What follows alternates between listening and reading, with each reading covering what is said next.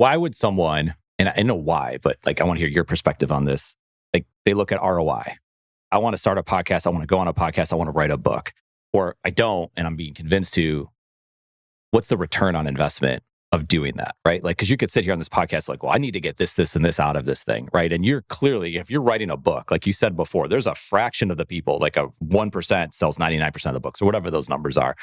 Like going into it thinking you're going to make money off of that book is probably not the best way to go about it, right? If that happens, that's amazing. I don't know what your perspective was when you wrote the Almanack of Naval Ravikant, right? But that ROI question constantly comes up, especially in this new age of media and long form content and snippets and all this kind of stuff. A lot of time and effort. Anyway, like you see what I'm getting at.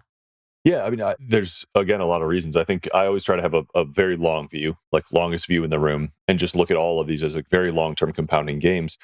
The other is a very broad ROI, right? I have this conversation with authors all the time who are like, I tell them how much it's going to cost to publish a book at a really high level or to have help writing a book. And they're like, they start doing the math on the royalties and the book sales and discounting the cash. And I'm like, this is the wrong way to think about it. Like you are going to arrive at a no if all you look at is like the royalty return on your book on like a risk adjusted basis. The right way to look at it is like, what is the full life ROI over a 5 or 10 year period? And when you do that, you see like most of the returns from my book, like I've got a lot of royalties, but a lot of them have been getting invited to conferences or to speak at conferences, like a free ticket to a $10,000 a seat conference, let alone being put on the stage at that. What's that worth? Like if you were to put hard value on it, you might have to pay 50 grand to like get on a stage at a conference like that, then let alone what's the, the business, the opportunities, the friendships, the connections that are going to come out of that. And what's the return of all of those, a rise of your credibility. So the way I look at like a book, a podcast, anything like this is it's a multiplier effect on everything else you ever do. And when you look at people's careers, a lot of time there's the perception that somebody, kicks ass for 70 years and then writes a book in 6 months and then dies. And like, that's not how it works. Yeah. Like most people, when you look at them, they wrote a book or had some hit, like public big jump in their credibility after 5 or 10 years when they did a public exhibition of their talent and their experience and their expertise.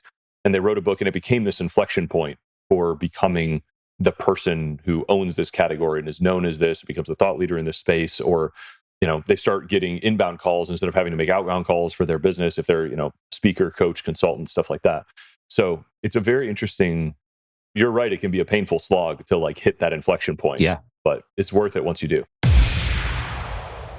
This podcast exists because of the team at CASCM.